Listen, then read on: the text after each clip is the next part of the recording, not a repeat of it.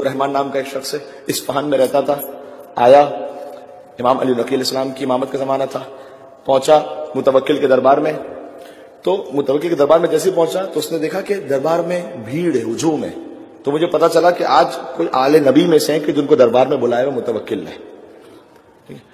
عبد الرحمن کہتا ہے کہ میری کبھی بھی نہ امام سے کوئی ملاقات ہوئی تھی، نہ میں کبھی دیکھا تھا، اور نہ ان پر ایمان رکھتا تھا، امام پر امامت کی حیثیت میں۔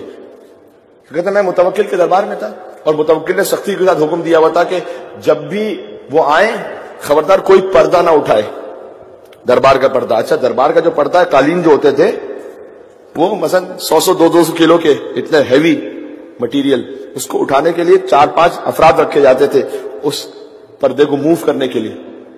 تو متوکل نے کہہ کے رکھا ہوا تھا کہ جب بھی آئیں علی النقی خبردار کوئی پردے کو نہ اٹھائے، یہ باہر کھڑے رہیں گے، اپنی کوشش کرتے رہیں گے۔ نعوذ باللہ انسلٹ کرنا چاہتا تھا۔ اب جو حجت خدا ہو، جس کے اختیار میں کائنات کی ہر چیز اس کا لشکر ہو، حجت کائنات کی ہر چیز اس کا لشکر ہے، جسے جب چاہے استعمال کر لیں۔ امام تشریف لائے، اس نے پہلے کہا ہوا تھا کہ خبردار پردہ کوئی نہ اٹھائے اور کوئی ان کے احترام میں بھی کھڑا نہ ہو۔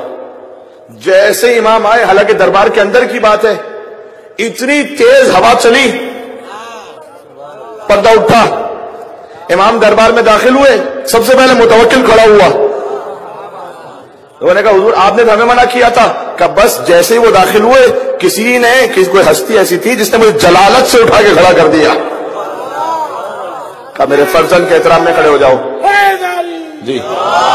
تو اب عبد الرحمن کہتا ہے کہ جیسے میں نے انہیں دیکھا تو میرے دل سے دعا نکلی انہیں دیکھ کر، کہ دیکھتے ہی، عربی کا بڑا خوبصورت لفظ ہے یہ، وقع حبہ فی قلبی، انہیں دیکھتے ہی ان کی محبت میرے دل میں پیدا ہو گئی۔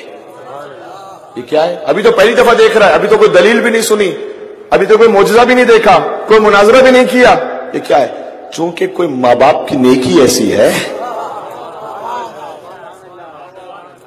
جی جی، کہ اس کا دل ایسا صاف ہے کہ دیکھتے ہی دل جڑا امام سے۔ وقع حبہ فی قلبی، فوراً ان کی محبت میرے دل میں آئی اور میں نے دل میں دعا کی کہ اللہ آج متوکل ان کو کوئی نقصان نہ پہنچائے۔ بالفاظی دیگر یہ کون سی دعا ہو گئی؟ دعائے سلامتی امام زمانہ۔ سوال ہے نا کہ دعائے سلامتی امام زمانہ مولانا ہم کیوں پڑھیں؟ ہماری دعا کی کیا خاص حیثیت ہے کہ ہم ان کی سلامتی کی دعا کریں گے؟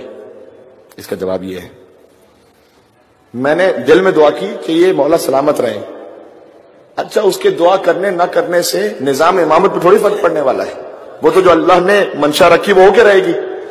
یہ جو اس نے دل سے دعا کی، دل میں اندر ہی، اس نے خود کیا ظاہر کیا؟ اس نے یہ ظاہر کیا کہ میرا قلب آپ سے متصل ہے۔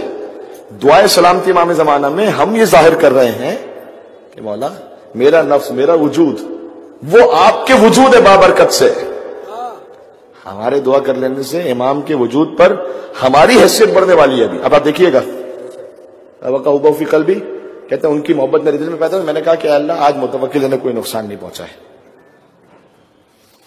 امام آگے بڑھے اور میرے شانے پر ہاتھ رکھا، پھر سے کہتا ہوں میرے شانے پر ہاتھ رکھا اور مجھ سے کہا تو نے ہمارے لیے دعا کی ہے، طول اللہ عمرک وکثر اموالک واولادک، اللہ تیری عمر کو اضافہ کر دے گا، تیرے مال میں کثرت کر دے گا، تیری اولاد کو سلامت رکھے گا۔ سبحان اللہ، یہ ہے دعائے سلامتی امام زمانہ کا اثر۔ امام ایک مل کے صلوات بھی دے مولا امام زمانہ علیہ السلام کے نام۔